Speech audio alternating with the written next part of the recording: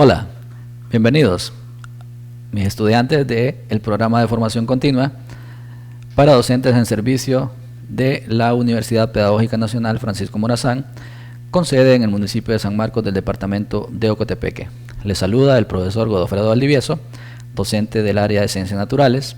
En este video hablaremos sobre el tema organización en el ecosistema, que corresponde al espacio pedagógico de Ciencias Naturales y su metodología 3. Los objetivos a alcanzar son los siguientes. Diferencian entre nicho ecológico, hábitat, población, ecosistema y biosfera. Definen la terminología de la dinámica poblacional del ecosistema. Identifican las relaciones interespecíficas e intraespecíficas que se dan entre los elementos bióticos del ecosistema. Analizan el flujo de la energía en los ecosistemas, diferenciando entre la cadena trófica y la red trófica. Los contenidos a desarrollar son organización en el ecosistema y relaciones en el ecosistema. Comencemos. Sabemos que la ecología se ocupa del estudio científico de las relaciones que se dan entre los organismos y su ambiente, y por lo tanto los factores físicos y biológicos que influyen en estas relaciones. Pero las relaciones entre los organismos y sus ambientes no son sino el resultado de la selección natural, la cual se desprende de que todos los fenómenos ecológicos tienen una explicación evolutiva. A lo largo de más de 3.000 millones de años de evolución, la competencia engendrada por la reproducción y los recursos naturales limitados han producido diferentes modos de vida que han minimizado la lucha por el alimento, el espacio vital, el cobijo, la pareja, entre otras necesidades básicas. Un principio central de la ecología es que cada organismo vivo tiene una relación permanente y continua con todos los demás elementos que componen su entorno. La suma total de la interacción de los organismos vivos, a la cual llamamos biocenosis, y su medio viviente, al cual llamamos biotipo, en una zona que se denomina un ecosistema. Los estudios de los ecosistemas, por lo general, se centran en la circulación de la energía y de la materia a través de todo el sistema. Nosotros nos centraremos en analizar, de un inicio, la organización del ecosistema. La organización del ecosistema se define como la jerarquía de estructuras y sistemas biológicos complejos que definen la vida mediante una aproximación reduccionista. Es decir, para nosotros analizar cómo está organizado un ecosistema, por lo general, lo que hacemos es estudiar los niveles de organización biológica y en este caso específicamente los niveles de organización ecológica. Cuando nosotros hablamos de los niveles de organización, usualmente comenzamos desde el nivel más inferior o más pequeño, que es el nivel subatómico, luego yéndonos a cada nivel hasta llegar al nivel superior de organización, que sería en este caso la biosfera. Pero en ecología nosotros nos interesa no arrancar el estudio desde el nivel más inferior, desde el nivel subatómico, sino que iniciamos desde el nivel de individuo. Esa es la base del estudio de la organización en ecología, el individuo. Además, la organización a nosotros nos hace referencia al elevado orden de un organismo en comparación con los objetos generales que constituyen un ecosistema. Y al hablar de los niveles de organización en ecología, nos vamos a referir específicamente a los siguientes. Individuo, comenzamos ahí, esa es la base, población, comunidad, ecosistema, bioma y biosfera. Estos serían para nosotros los niveles de organización que nos interesan estudiar en ecología, partiendo desde individuo hasta llegar a la biosfera, que es el nivel superior. Ahora vamos a analizar de manera rápida en qué consiste cada uno de estos niveles, comenzando por el individuo. El individuo es la unidad básica, como ya lo dijimos. Es el nivel de ámbito más local y concreto de todos los niveles de organización ecológica. Cuando nos referimos entonces al individuo, no estamos hablando de cualquier ser vivo, No necesariamente tiene que ser un animal o una planta, sino que cualquier organismo vivo que esté clasificado dentro de los diferentes reinos que existen. Ahora hablaremos sobre el siguiente nivel, que es el nivel de población. La población es el nivel de organización ecológica definido por una agrupación de individuos de la misma especie que conviven o que se organizan de manera conjunta para sobrevivir en un momento determinado y en un lugar concreto. En otras palabras, un conjunto de individuos de una misma especie que interactúan en un lugar específico se denomina población. Es importante tener claro que las poblaciones no necesariamente tienen que estar constituidas por organismos idénticos, porque nosotros seamos o pertenezcamos a una misma especie, todos tenemos genotipos, le llamamos genotipos al conjunto de genes que posee un organismo, y fenotipos, que son rasgos característicos observables distintos, aún siendo de una misma especie. Por ejemplo, en la especie humana o en la raza humana, una población no necesariamente tienen que ser personas idénticas, sino que hay una variabilidad en cuanto a ciertas características entre estos individuos, color, textura, tamaño, entre otros. Ahora hablaremos de una comunidad. La comunidad es el nivel conformado por un conjunto de poblaciones de diferentes especies que interactúan entre sí en una zona concreta. Entonces, nosotros hablaremos de que varias poblaciones que se agrupan, que interactúan y que obtienen beneficios de esas interacciones conforman lo que nosotros llamaremos una comunidad. Luego hablaremos sobre un ecosistema. El ecosistema es un tipo de entorno físico un poco más extenso, caracterizado por fenómenos que van más allá de la existencia de los seres vivos, como cuáles, como por ejemplo la temperatura, el nivel de luminosidad, las precipitaciones, accidentes geográficos, presión atmosférica, entre otros. Y una de las características básicas de los ecosistemas es que estos presentan dos componentes fundamentales, que son el elemento abiótico y los factores bióticos. Recuerden que los elementos abióticos están constituidos por aquellos que no son orgánicos, es decir, que no tienen vida. Y por otro lado, los factores bióticos son aquellos organismos que poseen vida. Esta es la característica básica entonces de un ecosistema, la interacción entre estos dos factores, los factores bióticos y los factores abióticos. Hablaremos ahora de un bioma.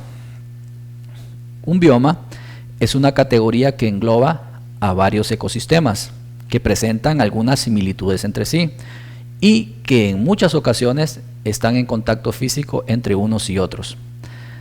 Así, visto de esta manera, podríamos nosotros decir que un bioma puede ser identificado como un paisaje, una región, un país, ya que los elementos que lo constituyen tienen características en común, es decir, el tipo de vegetación, el tipo de biodiversidad que existe en estos, entre otras.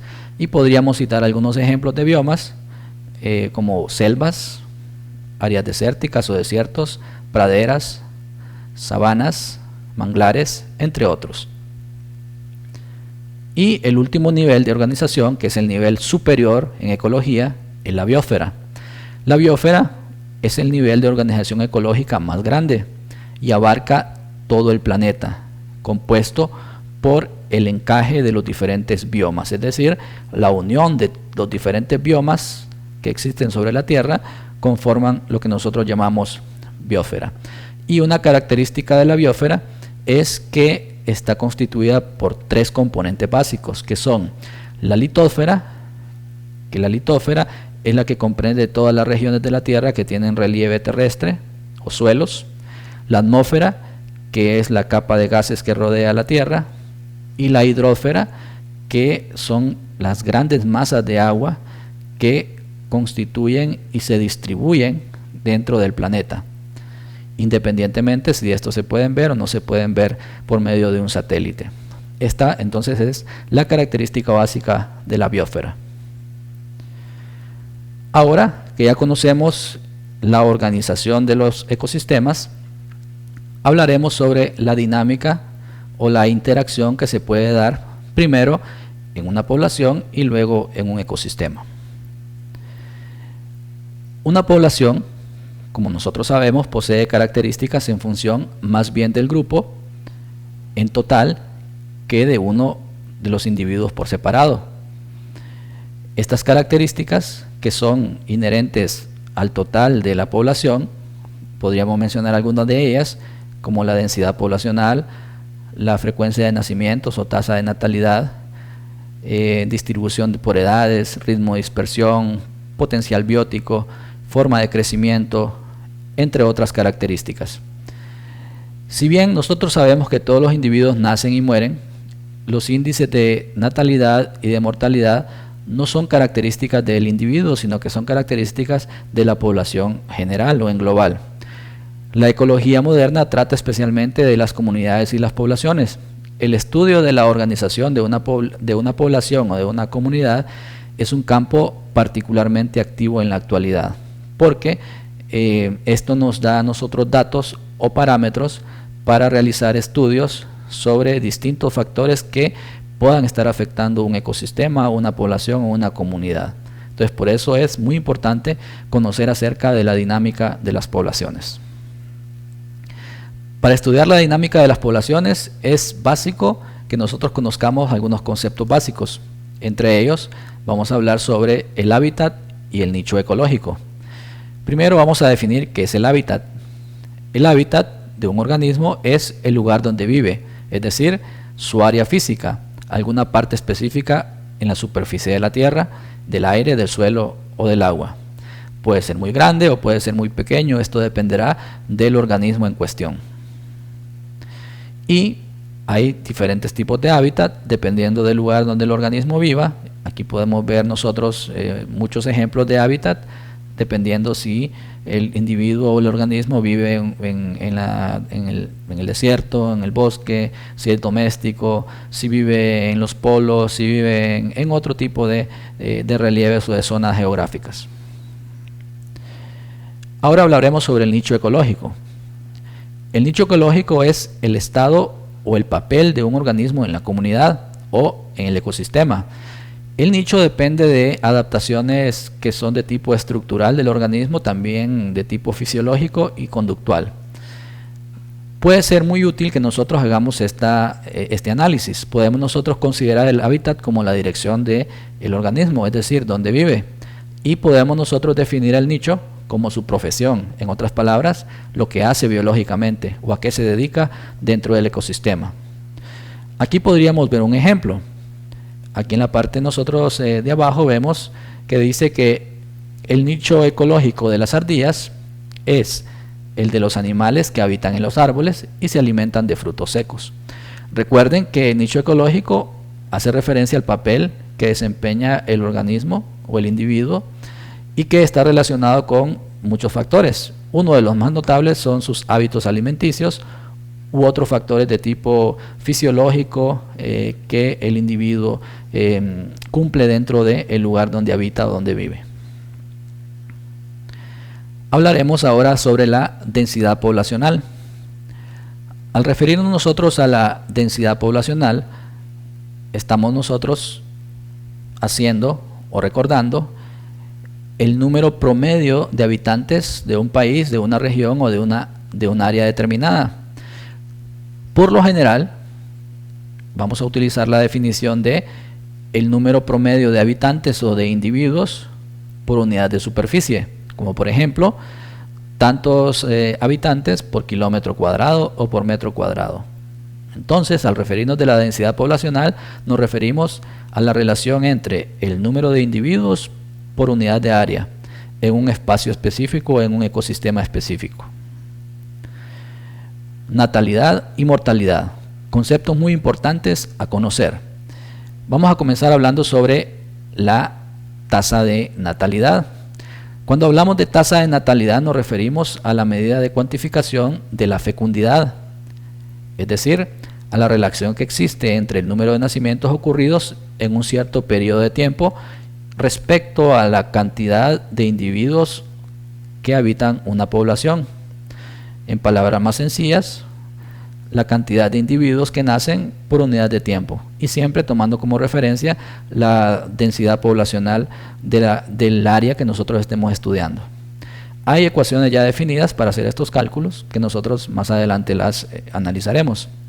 Ahora hablaremos sobre la mortalidad. Cuando nos referimos a la mortalidad, hablamos de el número de individuos que mueren por unidad de tiempo. ¿Cuántas defunciones o muertes hay por unidad de tiempo? Esta usualmente se expresa como tantos individuos que mueren por cada año, por cada mes, refiriéndonos a una población, a un ecosistema o a una comunidad determinada. A eso nos referimos cuando hablamos de tasa de mortalidad, cantidad de defunciones respecto a la unidad de tiempo. Hablaremos ahora sobre migración. La migración, desde el punto de vista de qué significa, se refiere al desplazamiento de una población que se produce desde un lugar de origen a un lugar de destino. Y esto lleva consigo el cambio de residencia si nos referimos a personas, o de hábitat si nos referimos a animales. De acuerdo a esto, nosotros podemos considerar dos tipos de migraciones. Podemos hablar de migración de humanos y de migración animal. La migración humana se integra por dos procesos: la emigración y la inmigración. Cuando nosotros decimos emigración, lo vemos desde el punto de vista del lugar o del país de donde la población sale. Emigrar significa salir de mi lugar de origen hacia otro rumbo. Viéndolo desde la perspectiva, repito, del país o del lugar o de la región de donde nosotros salimos. Emigramos de ahí. Ahora, inmigración, viéndolo desde la perspectiva del lugar a donde nosotros llegamos, básicamente entonces es un individuo que entra o que llega a un lugar proveniente de un lugar diferente. Entonces en ese momento se da la inmigración, porque estamos llegando o estamos introduciéndonos en un lugar que no era nuestro lugar habitual de origen. Y en el caso de la migración animal, estaríamos hablando que la migración animal se refiere a desplazamientos periódicos o estacionales o posiblemente permanentes de especies de animales de un hábitat a otro. Esto se da por muchos factores, pero por lo general es por búsqueda de alimentos y otras necesidades fisiológicas. Ahora hablaremos de dinámica de los ecosistemas. Los individuos en un ecosistema interactúan entre sí y con el ambiente, teniendo que mantener un equilibrio armonioso. Los cambios que se producen en los ecosistemas nosotros les llamaremos sucesiones o sucesión ecológica. La sucesión ecológica es un proceso de cambio en los ecosistemas que tienen lugar en el tiempo y que podemos observar tanto en el tiempo como en el espacio. Y nosotros vamos a diferenciar dos tipos básicos de sucesiones. Hablaremos de sucesiones primarias y sucesiones secundarias. Vamos a definir primero qué es una sucesión primaria. Una sucesión primaria es aquella que arranca desde un terreno prácticamente desnudo, donde no existía vida. Es decir, la que se desarrolla en una zona carente de una comunidad preexistente y que inicia entonces en un biotipo al que podemos llamar virgen, que no había sido ocupado previamente por otras comunidades.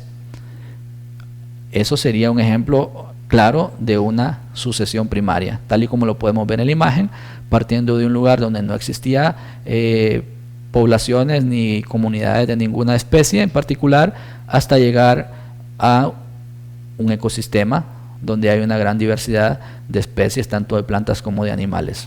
Ese es un ejemplo claro de una sucesión primaria. Y ahora vamos a hablar sobre sucesiones secundarias.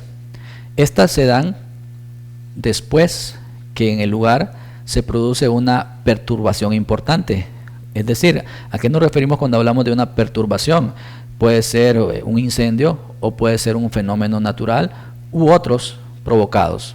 que lleven a que en este lugar prácticamente se extingan todos los organismos vivos que existían, pero que luego, a medida que el tiempo va transcurriendo, la vida repoble este lugar, pero con variedades de organismos vivos distintas a las que existían antes de que ocurriera la catástrofe. Entonces a este tipo de sucesiones le llamaremos sucesiones secundarias. ¿A qué le llamamos nosotros un ecosistema productivo o la tasa de productividad de un ecosistema? La productividad se refiere a una característica de las poblaciones que sirve como un índice importante para definir el funcionamiento del ecosistema. La proporción entre la cantidad de nutrientes ingresados y la biomasa producida nos dará lo que nosotros llamamos productividad.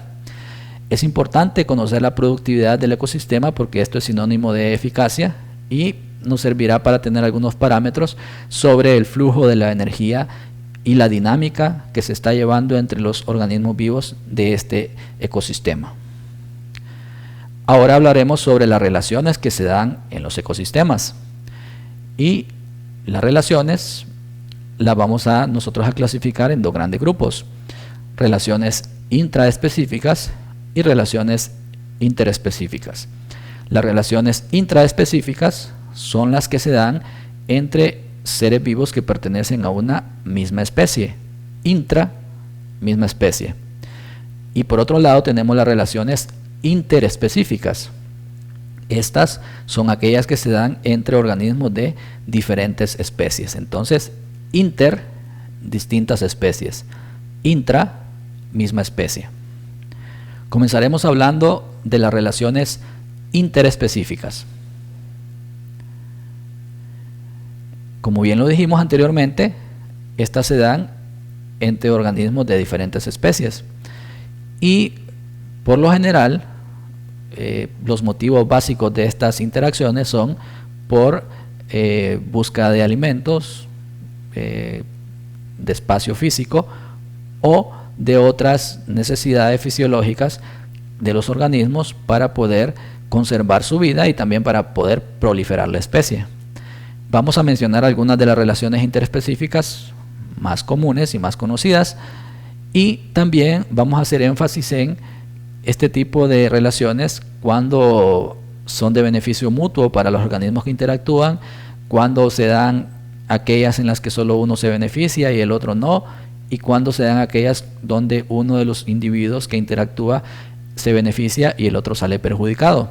En esta imagen que pueden observar ustedes hay un resumen, espero que lo analicen luego, donde nos dice el tipo de relación que se da y si esta es positiva o negativa para los individuos que interactúan. Solo vamos a analizar un ejemplo. Voy a ver acá, por ejemplo, esta relación que me dice el mutualismo. Me dice que el mutualismo, veamos aquí, es una relación más. ¿Qué significa eso de más? Significa que es positiva para ambas especies que interactúan. Ambas especies reciben un beneficio de esta relación del mutualismo. Y si nosotros vamos a otro ejemplo de manera rápida, la depredación me dice que es una relación más-menos. ¿Qué significa eso? Uno se beneficia y el otro se perjudica. Vamos a analizar ahora entonces cuáles son las diferentes relaciones interespecíficas que se dan en los ecosistemas. Comenzaremos con el mutualismo. El mutualismo es la interacción entre individuos de diferentes especies donde ambos salen beneficiados. Hay un beneficio mutuo. Aquí podemos ver en nuestra ilustración un ejemplo de un caballo con unas garzas. Y la relación que se da entre ellos es una relación de mutualismo. ¿Por qué? Porque las garzas se alimentan de ciertos organismos parasitarios que atacan al caballo y en esa interacción las garzas se benefician porque obtienen alimento y el caballo se ve beneficiado porque se libera de esos organismos parasitarios que pueden ser causantes de ciertas enfermedades para ellos. Ahora vamos a hablar sobre el comensalismo. El comensalismo es la interacción biológica en la que uno de los intervinientes obtiene un beneficio, mientras que el otro no se ve perjudicado ni beneficiado. Y ahí podemos ver claro el ejemplo de la rémora con los tiburones. Estos individuos se alimentan de los desperdicios que el tiburón va desechando cuando éste se alimenta. Y es una relación que beneficia a las rémoras, pero que no afecta ni beneficia al tiburón. Ahora hablaremos sobre la protocooperación. La protocooperación se produce cuando dos organismos o poblaciones se benefician de manera mutua. En este caso vemos un ejemplo. Vemos acá esta especie de garcías que interactúan con estos búfalos, que es una interacción similar a la que vimos anteriormente. Las garcías se alimentan de ciertos parásitos que atacan a los búfalos y de esta manera ambos se ven beneficiados. Pero la diferencia entre la protocooperación, tomándolo desde el punto de vista del anterior que vimos, del mutualismo, es que en la protocooperación esta relación no es de vida o muerte, es decir, que podría darse o no podría darse. Siguiente, simbiosis. La simbiosis básicamente se refiere a la vida en conjunto de dos organismos distintos, es decir, organismos que se unen para poder obtener ciertos beneficios. En íntima asociación, por ejemplo, podemos ver acá uno de los más conocidos, que son las relaciones que se dan entre ciertas especies de hongos y de árboles. Los hongos se adhieren a las raíces o a los troncos de los árboles, donde ambos obtienen un beneficio. Los árboles pueden captar nutrientes gracias al efecto de los hongos, y los hongos se alimentan de ciertas sustancias que los árboles producen en sus troncos y en sus raíces. Ahora hablaremos sobre el parasitismo. El parasitismo ocurre cuando una especie obtiene beneficio de otra o a expensas de otra, produciéndole un perjuicio, o en otras palabras, causándole un daño. Por ejemplo, bien claro, podemos ver cualquier parásito. Vamos a hablar acá de un mosquito que viene y se alimenta de otro individuo, un mosquito que viene y nos pica. Entonces es un ejemplo claro de parasitismo. El que obtiene beneficio es el mosquito porque se alimenta de nuestra sangre. Sin embargo, nosotros somos perjudicados porque podríamos captar una de las tantas enfermedades virales que los mosquitos cargan como vectores que son. Ahora hablaríamos de la depredación. La depredación tiene una base 100% alimentaria, es decir, se basa en la búsqueda de alimentos, en la cual los individuos de una especie, a la cual llamaremos depredadores, cazan a los de otra especie, a los cuales llamaremos presas. Y en esta relación, los únicos beneficiados son los depredadores y los organismos perjudicados son las presas. Ahora hablaremos sobre la competencia. La competencia es cuando organismos de distintas especies aprovechan recursos de un mismo ambiente, y esto lo lleva a que, como bien lo dice su nombre, compitan por una fuente de alimento, por un espacio, por agua, por luz o por otros aspectos de necesidades fisiológicas de estos organismos.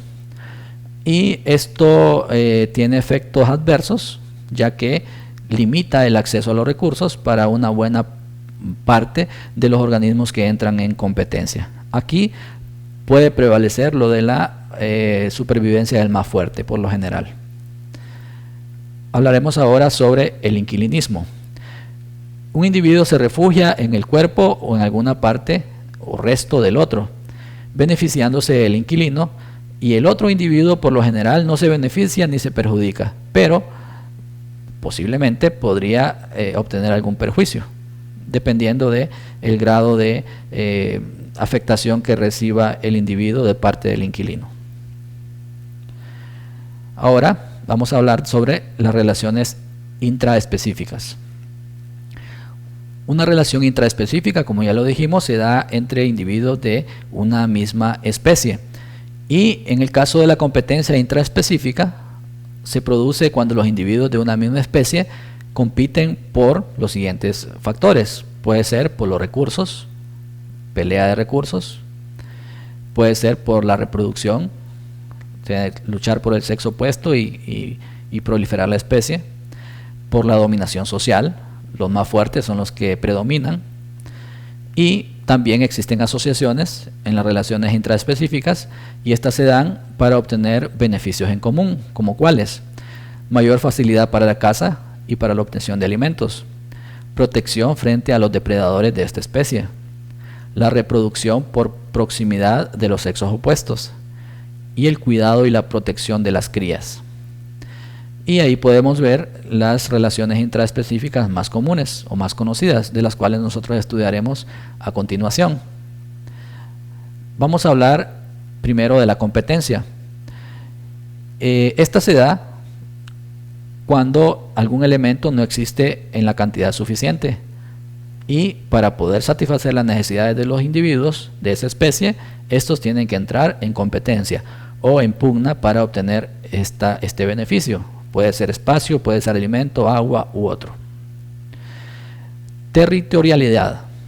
En esta se utilizan señales claras y específicas para marcar el territorio, como cuáles, sonidos, olores, entre otras.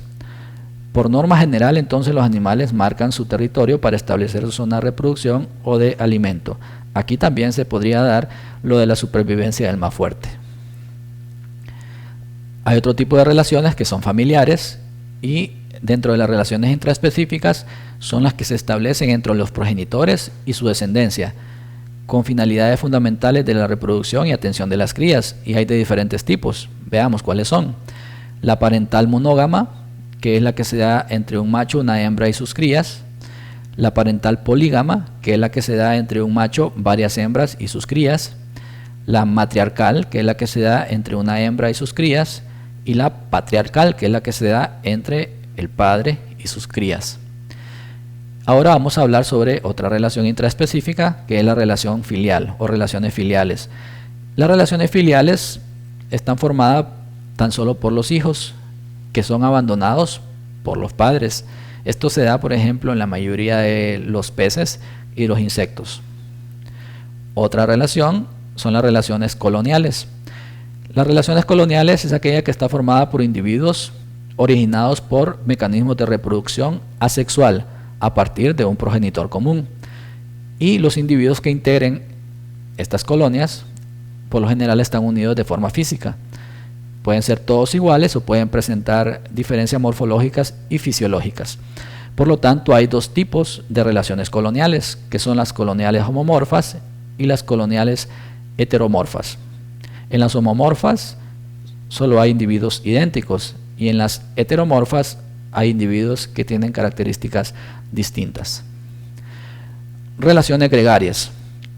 Los individuos que viven en común durante un periodo de tiempo más o menos largo con el fin de ayudarse de manera mutua para obtener alimento, protección ante los depredadores, entre otros beneficios. A este tipo de relación se le llama relaciones gregarias. Y esto es, un ejemplo claro es vivir en manadas, como una manada de ciervos, por ejemplo. Relaciones estatales. Está formada por un grupo de individuos jerarquizados entre sí.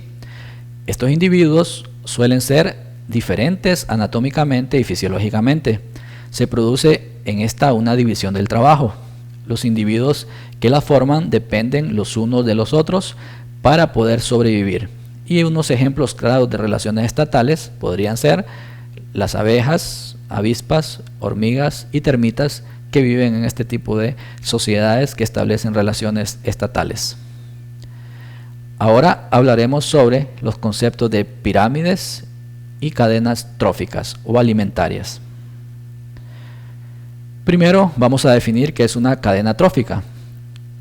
El término trófica deriva del griego trófos, que significa alimentar o nutrir. La cadena trófica describe el proceso de la transferencia de sustancias nutritivas a través de las diferentes especies de una comunidad biológica, en la que cada uno se alimenta del precedente y sirve de alimento para el siguiente. También son conocidas como cadenas alimenticias o alimentarias.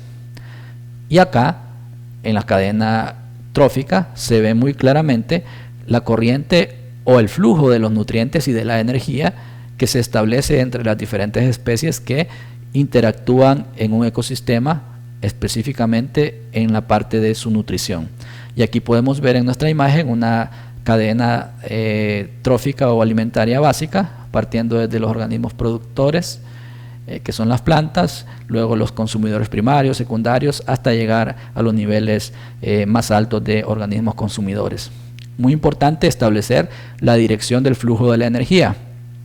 En este caso, si ustedes ven, por ejemplo, esta hierba es comida por el conejo, pero la flecha lleva el sentido no de quién se come a quién, sino que del flujo de la energía. Y en este caso el flujo de la energía es el siguiente: la energía contenida en la hierba fluye en dirección hacia el organismo que se está alimentando de esta, y también parte de esa energía almacenada en la materia orgánica de este organismo, al momento de ser consumida por el organismo consumidor, es también desechada al ambiente o integrada al ambiente en forma de energía térmica o calórica. Y de esta manera se da la transferencia energética en una cadena trófica. En las cadenas tróficas hay eslabones. Al referirnos a los eslabones, estaremos hablando de niveles tróficos, en este caso de cada organismo que constituye la cadena, que, como bien lo dijimos anteriormente, sirve de alimento o es consumido por otro.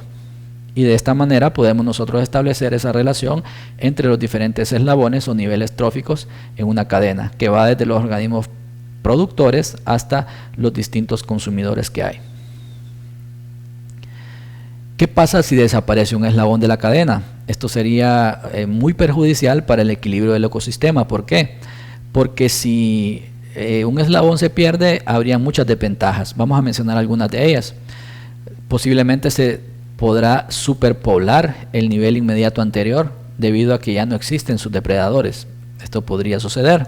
También podría ocurrir un desequilibrio en los niveles inferiores y en los niveles contiguos por la falta de competencia entre esa especie y la que compone el eslabón desaparecido, entre otras situaciones que podrían darse. Aquí hablaremos sobre los diferentes elementos de la cadena o eslabones de la cadena. Productores primarios, que son organismos autótrofos, básicamente las plantas, porque son capaces de producir sus propios nutrientes. Organismos consumidores, que son heterótrofos, es decir, se alimentan de otros. Aquí se integran todos aquellos que nos alimentamos de otros individuos para obtener energía. Depredadores, que son aquellos que cazan a otros para poder obtener su energía. Hablaríamos también de los organismos descomponedores o degradadores, que son por lo general microorganismos que se dedican a degradar o a descomponer la materia orgánica muerta y volver a incorporar esa energía al flujo, ya sea a la tierra o al ambiente en forma de energía térmica o calórica. Hablaremos de los organismos parasitarios, que estos son los que viven a expensas de otros, ya lo habíamos mencionado. Ahora hablaremos de una red trófica, que es algo mucho más complejo que una cadena trófica. ¿Qué es una red trófica? Que también es llamada red alimentaria o ciclo alimentario. Entonces, esta es la integración natural de diferentes cadenas tróficas o alimenticias. Generalmente nosotros la representamos como una gráfica o una imagen de quién se come a quién en una comunidad ecológica. Otro término que es común utilizar en este caso sería una red alimentaria o red alimenticia.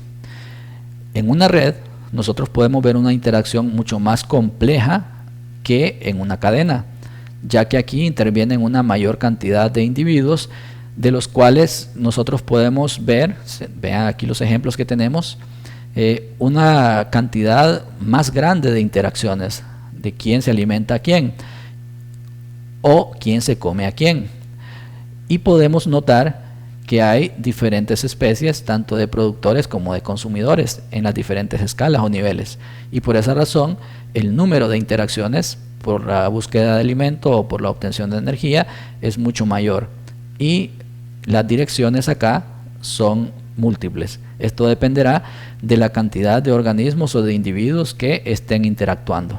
Esta es la gran diferencia entonces entre una red y una cadena. La red es mucho más compleja porque posee muchos más individuos, tanto productores como consumidores, y las interacciones que se pueden dar entre estos individuos son más diversas. Todo en búsqueda de una fuente de alimento, que es por lo que se dan este tipo de interacciones. Esto ha sido todo por hoy. Espero que les sirva para poder prepararnos para nuestra prueba y nos vemos en una próxima ocasión. Saludos.